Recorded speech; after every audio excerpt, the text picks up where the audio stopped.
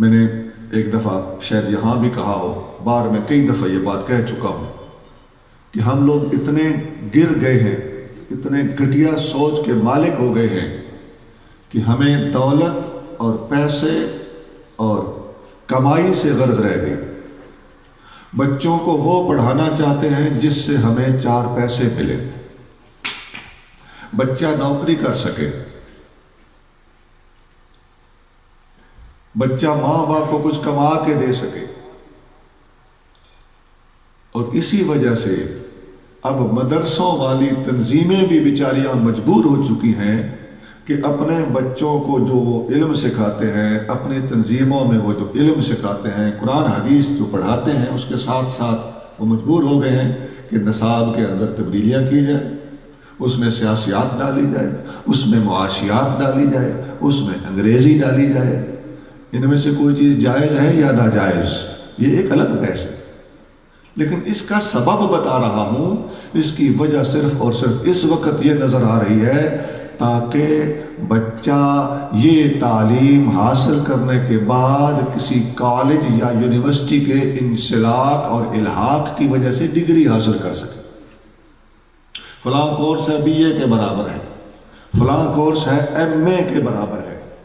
فلاں کورس ہے وہ ڈبل ایم اے کے برابر ہے۔ یہ بی اے اور ایم اے کی مصیبت لوگوں کو گلے لگانا پڑی صرف اس لیے کہ دین کی تعلیم کی ویلیو ہمارے معاشرے میں اتنی گر چکی ہے کہ جب تک اس کو کالج یونیورسٹی کی ڈگری کے ساتھ معید نہ کیا جائے، تاکید نہ کی جائے، اس کی مدد نہ کی جائے، اس کو سپورٹ نہ کیا جائے، اس کو وہاں سے پروانہ سند نہ فراہم کیا جائے، اس وقت تک قرآن کو کوئی قبولیت نہیں ہے، حدیث کو کوئی قبولیت نہیں ہے۔ ایمان سے بدلو، جس کے اندر تھوڑا سا بھی ایمان ہے اس کے آنسو باہر آ جائیں گے کہ قرآن پڑھ لو، حدیث پڑھ لو، فقہ پڑھ لو، عقائد پڑھ لو، دین اسلام کی مکمل تعلیمات حاصل کر لو، کوئی ویلیو نہیں ہے جب تک یونیورسٹی کی ڈگری پاس نہیں ہوگی، نوکری نہیں ملے گی۔ یہ دکھ کی بات ہے کہ نہیں؟ ہم مسلمان ہیں کہ بلا یہ وہ بات ہے جو میں نے کہا کہ میں نے ایک دفعہ پہلے بھی کی تھی کہ اگر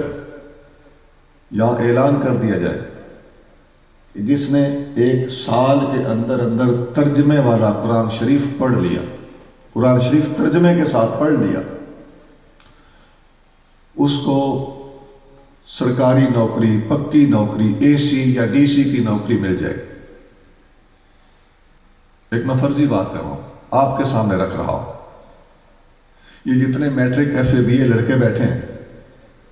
اگر ان کو یہ انسینٹیو دیا جائے، یہ لالچ دیا جائے کہ آپ قرآن شریف کا ترجمہ پڑھ کے آ جاؤ، آپ سے ٹیسٹ لیا جائے گا، اگر آپ ترجمہ قرآن کے ٹیسٹ میں پاس ہو گئے تو آپ کو اے سی بھرتی کر لیا جائے گا، اسسٹنٹ کمشنر۔ ذرا سچے ضمیر کے ساتھ جواب دینا، دوڑیں لگ جائیں گی کہ نہیں؟ گھر گھر مدرسے کھل جائیں گے، مولویوں کی ضرورت پڑ جائے گی۔ کیوں؟ اس لیے کہ آج مسلمان کو پیسے، دولت، ملازمت کا لالچ دیا گیا ہے، اب اسے قرآن میٹھا لگنے لگا ہے۔ میرے عزیز، یہیں سے ہمارا ضمیر بیدار ہو جانا چاہیے۔ جامع ترمذی میں حدیث ہے، نبی کریم صلی اللہ علیہ وسلم نے فرمایا قیامت کی نشانی یہ ہے کہ تعلم لغیر الدین، لوگ دین کی خاطر علم حاصل نہیں کریں گے، دنیا کی خاطر علم حاصل کریں گے۔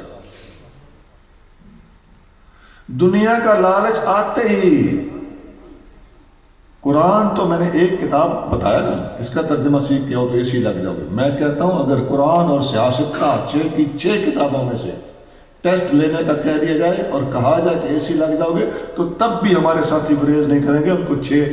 حدیث کی بڑی بڑی 6 کتابیں بڑی نظر نہیں آئیں گی، نہ گھبرائیں گے، پھر ان کو پڑھنے کے طریقے بھی ڈھونڈ لیں گے، پھر ان میں جو حدیثیں کامن ہیں، مشترک ہیں، ان کو ٹریس آؤٹ کرنے پہ ایسے کمپیوٹر کام کرے گا، پھر ہر ایک کی کتاب پر مارکنگ ہوئی ہوگی، ایسے ایسے گر سامنے آئیں گے،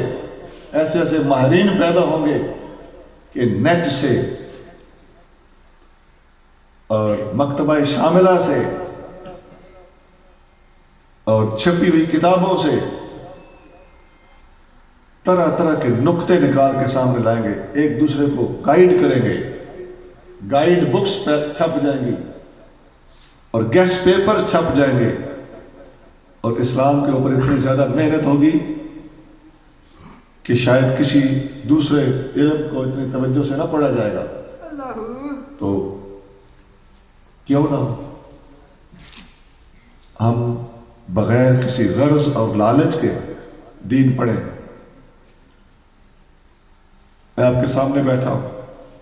فوج کے اندر نوکری کے دوران میں نے علم پڑھا ہے، ورنہ آپ مجھے سارے جانتے ہیں میں کس خاندان کا ہوں، کس گاؤں کا ہوں، کس قدر غریب ہوں، کتنا پڑھا ہوا ہوں، کون سے ہم مولوی تھے جدی پشتی۔ لیکن اللہ تعالیٰ کا فضل ہوا، اس کے محبوب کی نگاہ ہوئی، اللہ نے توفیق عطا فرمائی، یہ جذبہ اور غیرت اندر سے اٹھائی گئی کہ اٹھو دین پڑھو اور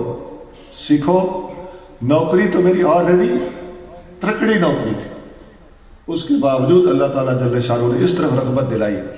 میں آپ لوگوں کو بھی دعوت دیتا ہوں کہ برائے مہربانی اپنی سروسز، ملازمتوں، کاروبار کے باوجود دین کا علم حاصل کیجئے، اپنی آخرت کو سنوارنے کے لیے کیجئے، اللہ کو راضی کرنے کے لیے کیجئے۔ اللہ کے محبوب صلی اللہ علیہ وسلم کو اپنی امت کی اصلاح کی فکر ہے، حضور کی فکر میں حضور کا ساتھ دیجئے۔